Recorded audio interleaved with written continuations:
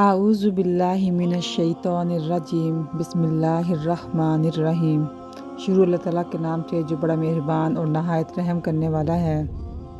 ناظرین اکرام، جب اللہ تعالیٰ نے اس دنیا میں اپنا خلیفہ اور نائب بنانے کا فیصلہ کیا اور حضرت آدم علیہ السلام کو تخلیق کیا تو آپ نے تمام فرشتوں کو حکم دیا کہ وہ آپ کو سجدہ کریں۔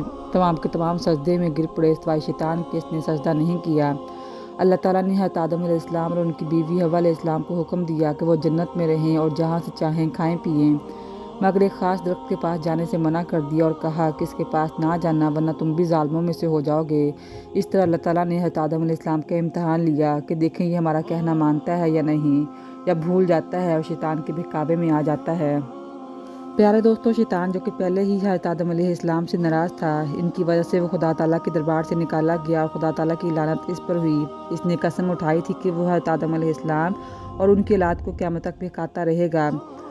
اس نے حضرت آدم علیہ السلام اور ان کی بیوی کو بہکایا اور ان کو درخت کے پاس جانے کو کہا، اور اس نے کہا کہ تم لوگ درخت کا پھل کھا لو، اس کو کھانے سے تم لوگ فرشتہ بن جاؤ گے اور جنت میں ہمیشہ رہ جاؤ گے۔ آخرکار ایک دن حضرت آدم علیہ السلام اور ان کی بیوی حضرت حوا علیہ السلام بھول سے شیطان کے بہکاوے میں آ گئے اور انہوں نے درخت کا پھل کھا لیا۔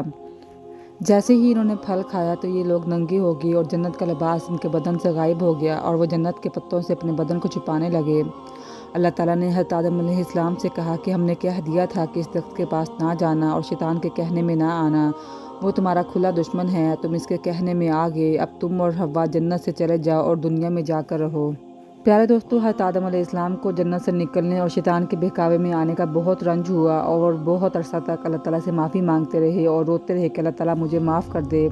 آخرکار اللہ تعالیٰ کو رحم آ گیا اور آپ نے حضرت آدم علیہ السلام کو یہ دعا سکھائی کہ اے ہمارے رب، ہم نے اپنے اوپر ظلم کیا اور تو ہم پر رحم نہیں کرے گا تو ہم بڑا نقصان اٹھانے والوں میں سے ہو جائیں گے۔ تو حضرت آدم علیہ السلام نے یہ دعا بڑی گڑ گڑا کر مانگی اور اللہ تعالیٰ تو بہت ہی رحم کرنے والا ہے۔ جب کوئی بندہ گناہ کر لیتا ہے اور سچے دل سے توبہ کر لیتا ہے کہ اے اللہ یہ گناہ تو مجھ سے غلطی سے ہو گیا، آئندہ ایسا نہیں کروں گا، تو وہ معاف کر دیتے ہیں۔ چنانچہ حضرت آدم علیہ السلام کو بھی اللہ تعالیٰ نے معاف کر دیا اور پھر کہا کہ تم اور تمہاری اولاد دنیا میں رہو اور یہ بات یاد رکھو کہ جب میری طرف سے کوئی نبی میری ہدایت لے کر تمہارے پاس آئے تو تم اس کا کہنا ماننا، جو میرے بھیجے ہوئے نبیوں کا کہنا مانے گا اس کو پھر نہ کوئی خوف ہوگا اور نہ کوئی غم۔ پیارے دوستو، حضرت آدم علیہ السلام اور حضرت حوا علیہ السلام دنیا میں رہنے لگے، خوب دل لگا کر اللہ تعالیٰ کی عبادت کرتے اور ان کی بہت سی اولاد ہوئیں اور دنیا میں سب جگہ پر آباد ہوتی رہیں۔ حضرت آدم علیہ السلام اپنی اولاد کو یہی بات بتاتے کہ تم کبھی بھی شیطان کے بہکاوے میں نہ آنا، وہ ہمارا کھلا دشمن ہے اور ہم کو برے کام کرنے پر اکساتا ہے۔ ہمیشہ اللہ کی عبادت کرنا، سچ بولنا، کسی پر ظلم نہ کرنا، ایک دوسرے کے نیک کاموں میں مدد کرنا۔ آخرکار حضرت آدم علیہ السلام 900 سال زندہ رہے اور وفات پا گئے۔ پیارے دوستو، قرآن مجید میں حضرت آدم علیہ السلام کے دو بیٹوں قابیل اور حابیل کا ذکر آیا ہے۔ حضرت آدم علیہ السلام سے بہت سی اولاد ہوئیں، انہی میں سے دو بچے قابیل اور حابیل بھی تھے۔ قابیل بڑا لڑکا تھا لیکن یہ ماں باپ کا کہنا نہیں مانتا تھا۔ حابیل چھوٹا بھائی تھا جو ماں باپ کا کہنا مانتا اور فرمانبردار بیٹا تھا۔ اکلیمہ ایک لڑکی تھی جس سے قابیل شادی کرنا چاہتا تھا، مگر حضرت آدم علیہ السلام اور حوا علیہ السلام اس کی شادی اپنے چھوٹے بیٹے حابیل سے کروانا چاہتے تھے جو نیک اور شریف انسان تھا، اس لیے قابیل اپنے ماں باپ اور بھائی کا دشمن ہو گیا۔ اللہ تعالیٰ نے حکم دیا کہ تم قربانی کر کر پہاڑ پر رکھ کھاؤ، جس کی بھی قربانی قبول ہو جائے گی اس سے اکلیمہ کی شادی کروا دی جائے گی۔ اللہ تعالیٰ کو اپنے نیک بندے بہت پسند ہوتے ہیں اور وہ ان کی مدد بھی کرتا ہے۔ آسمان سے ایک آگ آئی اور حابیل کی قربانی کو لے گئی، یعنی کہ حابیل کی قربانی قبول ہوگی۔ اب اس کے بھائی قابیل کو بہت غصہ آیا اور اس نے اپنے بھائی حابیل سے بدلہ لینے کا سوچا۔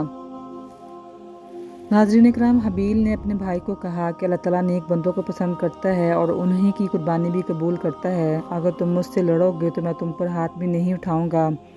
لیکن اس کو اس بات کی سمجھ نہیں آئی اور اس نے ایک دن غصے میں آ کر اپنے بھائی کو قتل کر دیا۔ ناظرین اکرام، یاد رہے کہ یہ دنیا میں یہ پہلا قتل تھا جو ایک سگے بھائی نے اپنے دوسرے بھائی کا ایک عورت کی وجہ سے کیا۔